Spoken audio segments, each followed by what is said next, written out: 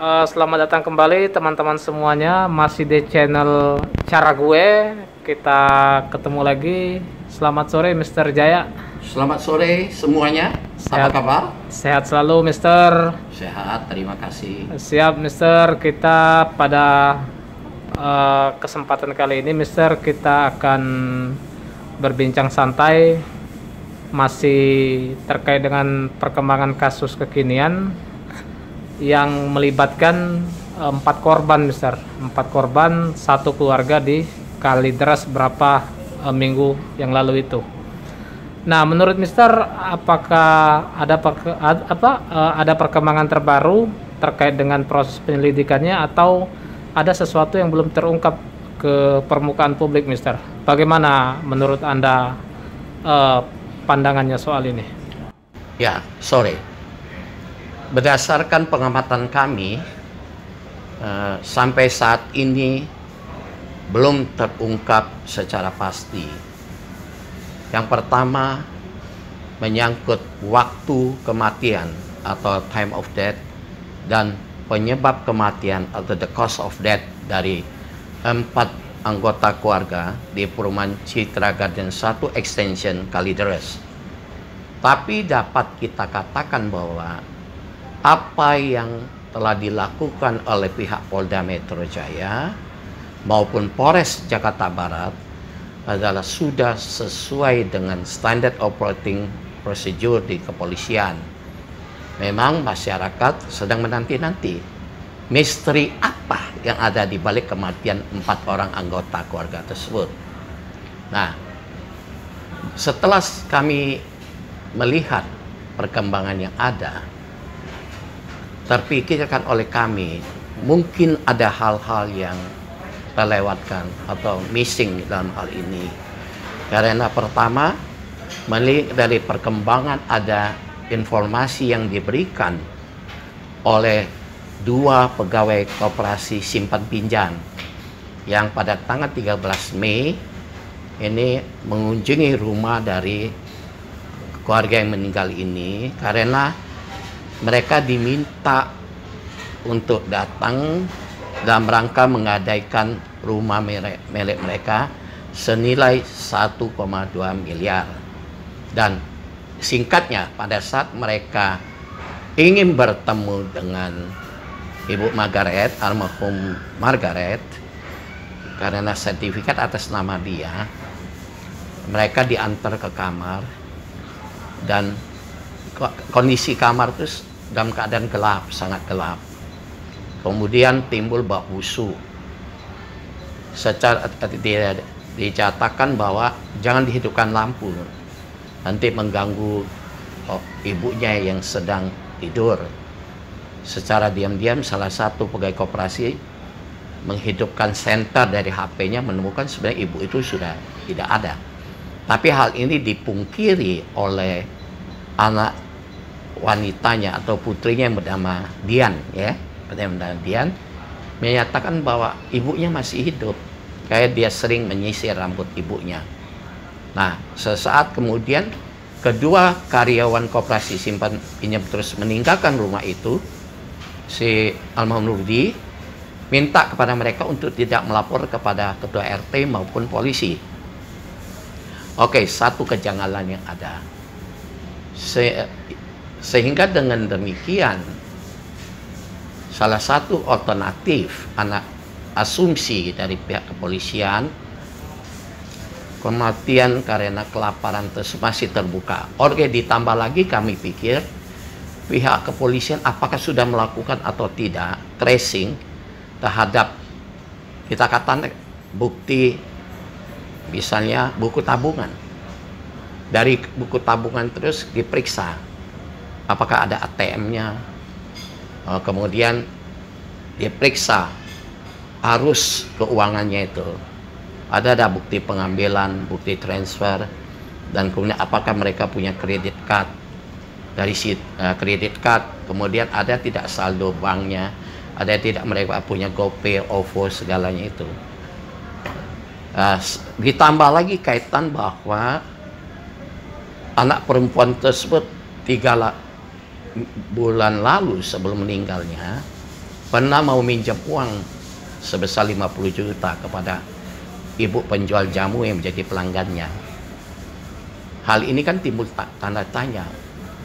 Mereka bulan Januari jual mobil 160 juta. Duitnya dipakai kemana? Kemudian punya keinginan untuk menggadaikan rumah. Punya keinginan untuk minjam uang pada ibu jamu. Pertanyaannya timbul, apakah ini karena ada kebutuhan keuangan yang sangat besar yang mereka harus penuhi? Apakah mereka punya hutang kepada debt collector? Ini pertanyaan sampai sekarang masih misterius. Bisa juga terjadi kemungkinan mereka tidak punya uang sama sekali untuk makan. Cuman jadi pemikiran kita juga dalam kondisi rumah yang pemukiman yang cukup menengah dan sangat berdempetan, kemungkinan mereka dengan sadar dalam keadaan lapar tidak minta bantuan tuh agak muskil hal ini ya. Tapi kalau kita kaitan juga dengan pendapat beberapa pakar tentang bahwa kemungkinan keluarga ini merupakan penganut sekte tertentu, analisis kami mungkin lebih mendekatin yang kita sebut sekte Santara. Sekte Santara ini dia merupakan bagian dari Jainisme, agama tertua di India. Dan sekte Santara sudah dikenal sejak 300 tahun lalu. Yang dimana dalam ajaran sekte Santara ini, pengikutnya itu harus bersumpah ya untuk berpuasa, tidak makan sampai mati, supaya mereka itu bisa menuju ke keabadian, ke alam akhirat, menuju ke keabadian. Dan untuk itu, tapi ini semua belum bisa mendapatkan konfirmasi dari misalnya bukti-bukti dokumentasi maupun info diberikan kepada anggota, diberikan oleh anggota sekte Santara tersebut atau mantan anggota sekte Santara. Kemudian untuk berpuasa sampai mati ini biasanya dibujuk atau diindoktrin oleh penasihat spiritual yang dianggap tokoh dari sekte ini. Selain terlepas dari itu, kalau kita analisis bahwa kemungkinan lain apa? Apakah mereka itu sakit karena wabah satu penyakit, kita katakan seperti COVID, tapi mereka tidak mengobatin diri dia sehingga sampai meninggal dan keadaan perut kosong, mengering. Apakah ada pihak tertentu yang membiarkan mereka tidak makan sampai meninggal atau tidak memberikan akses untuk mendapatkan makanan? Tapi kalau analisis terakhir ini, orang yang paling mendekati untuk diduga melakukan hal itu adalah putri mereka yang meninggal yang terakhir. Putri mereka yang namanya Dian itu. Karena kalau sampai itu terjadi, bisa saja bahwa karena kondisi keekonomian mereka sulit dan orang tuanya umur 70 lebih sampai hampir 70 yang ibu, kondisi sakit ini saya patut dicurigai karena ada tetangga pernah melihat menegur dia satu kakinya dibungkus. Ya. Dan kemudian si Dian mau pinjam uang dan ibu jamu 50 juta untuk mengobati kerabatnya. Bisa saja mengalami penyakit tertentu, dia malu akan kondisi ini. Nah, kalau sampai Dian bisa didukung oleh para ahli bahwa dia kemungkinan membiarkan orang tuanya tidak mempunyai akses kepada makanan, dia bisa juga diduga telah melakukan pembiaran, pembunuhan sebagaimana yang diatur dalam delik komisionis per omission komisa. Apa itu? Delik apa itu? Delik itu merupakan pelanggaran terhadap suatu larangan, tetapi dengan cara tidak berbuat. Misalnya seorang ibu dapat dituduh atau disangka telah melakukan pembunuhan terhadap anaknya atau bayinya karena tidak diberikan makan sampai mati. Dalam hal ini, kalau dugaan kita benar, bisa juga si anak paling kecil ini disangka membiarkan orang tuanya meninggal. Atau juga dia selain bisa kenapa, karena sudah meninggal kan case is closed, ya, the case closed. Dikenakan pasal 338 ataukah 340 kalau dengan perencanaan misalnya. Ini bapak saya biarkan meninggal. Saya siapkan dulu kapur barus, bedak. Kalau dia jadi mayat, saya akan tutupin agar baunya tidak tercium oleh tetangga atau oleh pihak lain, ya. Nah, tetapi untuk pembuktian ini kan sulit karena korban maupun dugaan pelaku itu sudah tidak ada lagi. Nah, delik-delik ini kan ada, selain delik yang saya sebutkan tadi, delik komisa misalnya, komisionis. Delik komisionis ini ya adalah delik menyangkut pelanggaran terhadap perbuatan yang diatur dalam undang-undang. Delik ini harus secara aktif dilakukan. Misalnya perbuatan membunuh, menipu, merampas, merampok, mencuri, dan lain sebagainya, delik aktif. Ada juga komisionis, ya, delik terhadap apa yang kita sebut pelanggaran terhadap perintah.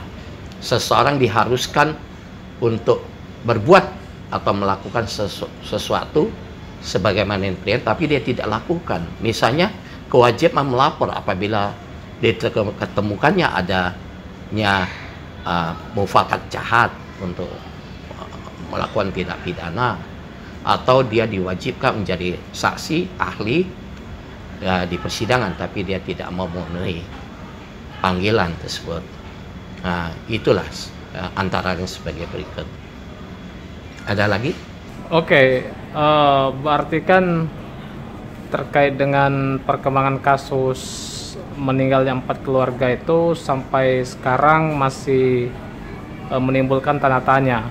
Artinya masih belum terungkap apa yang menjadi motif, Mister, ya? Motif sebenarnya. Iya. Selain time of death, cause of death, motif. Apa yang dimaksud motif? Motif itu adalah apa yang menyebabkan atau menggerakkan seseorang melakukan pembunuhan maupun pembiaran terjadinya pembunuhan. Nah, kalau di samping itu menyangkut pelaku dari aspek internal. Kalau untuk aspek kemungkinan dugaan adanya pelaku tindak pidana dari luar, itu kan harus dibuktikan dengan mempergunakan alat-alat bukti sesuai yang diatur di KUHP pasal 183 sampai 189. Adakah saksi yang melihat? Pasti tidak ada. Adakah saksi yang secara tidak langsung bisa menunjukkan bahwa terjadi pembunuhan? Ya, yang kita sebut itu Ketting Buis atau saksi berantai misalnya, dengan persesuaian antara keterangan satu saksi dan saksi lain bisa membuat bahwa ini ada persesuaian membenarkan terjadinya peristiwa pembunuhan maupun kondisi terjadinya pembunuhan di TKP. Ini seperti itu. Dari sisi segitiga bukti yang kita kenal adalah hubungan interrelasi antara pelaku, korban, dan alat bukti. Ini ada kekurangan untuk sulitan proses pembuktiannya, pelakunya di kesulitan, kemudian menyangkut alat bukti, alat untuk melakukan pembunuhan itu harus berdasarkan pemeriksaan secara saintifik atau scientific crime investigation yang saat ini sudah dilakukan oleh ahli forensik, dibantu ahli-ahli lain misalnya digital forensik dan psikiatri dan lain-lain sebagainya. Ya, di sini kan macam-macam lagi diperiksa, ada dengan jaringan tubuh, pengambilan jaringan tubuh untuk biopsinya itu, histopatologi kita sebut, dan toksikologi berkaitan dengan apakah ada cairan racun, kemudian berkaitan dengan mungkin perlu melibatkan juga ahli tentang COVID atau ahli wabah epidemiologis dan lain hal seperti ini. Itulah. Oke, Mister. Saya rasa cukup jelas apa yang Mister sampaikan terkait dengan perkembangan kasus. Mungkin untuk penutup begini, untuk lebih jelasnya, apa yang menjadi penyebab sebenarnya, kita tunggu hasil kerja pihak Polda Metro Jaya dan Polres Jakarta Barat yang akan dibantu oleh para ahli-ahli forensik serta ahli lain. Kita tunggu saja kesimpulan akhir. Kalau sampai waktu tertentu tidak diketemukannya ada unsur tidak pidana sebagaimana yang diatur dalam pasal 338 maupun 340 dengan alat pembunuh apapun atau instrumen apapun, perkara ini mungkin akan tidak ditindaklanjutin lagi, akan ditutup, ada the case closed. Ya. Oke, siap, Mister. Terima kasih banyak, Mister, atas pencerahannya dan sangat paham plus detail sekali apa yang telah disampaikan. Mungkin itu teman-teman semuanya, bagi teman-teman yang mungkin punya pandangan lain dari apa yang telah disampaikan sama Mr. Jaya selaku pakar dan praktisi hukum, bisa komentar di bawah ini, teman-teman. Selamat sore, Mister. Sampai jumpa di lain kesempatan. Tetap di channel Cara Gue. Sampai ketemu, semoga bermanfaat. Amin. Terima kasih.